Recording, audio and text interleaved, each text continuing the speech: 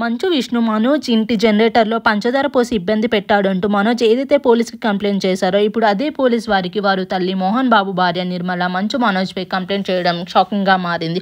అందులో అసలు ఆ రోజు ఏం జరిగిందో పూసగుచ్చినట్టు వెల్లడించారు. డిసెంబర్ 14న పుట్టినరోజు సందర్భంగా నా పెద్ద కుమారుడు విష్ణు మంచు ఇంటికి వచ్చి కేక్ తీసుకొచ్చి సెలబ్రేట్ చేశారు. దీనికి నా చిన్న కుమారుడైన మనోజ్ ఇంటికి వచ్చిన విష్ణు ఫోటోజెని బయటపెట్టి దాన్ని అతను గొడవ చేసినట్టు లేనిపోని అబండాలు వేసినట్టు ఫిర్యాదులో తెలిపింది.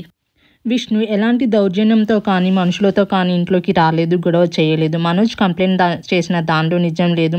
ఈ ఇంట్లో పనిచేస్తున్న వాళ్ళు కూడా మేము ఇక్కడ పని చేయలేమని వాళ్ళే మానేశారు. ఇందులో విష్ణు ప్రమేయం ఎంత మాత్రం లేదని ఆమె తేల్చేశారు.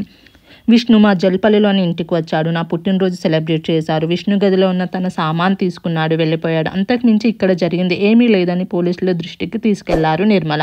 మొత్తం మీద మంచు ఫ్యామిలీ గొడవల్లో ఆమె ఒక ఊహించని ట్విస్ట్ని ఇచ్చారు. తాను ఇచ్చిన స్టేట్మెంట్ సోషల్ మీడియాలోనే సినీ వర్గాల్లోనే ఊహించని విధంగా చర్చకు దారితీస్తుంది.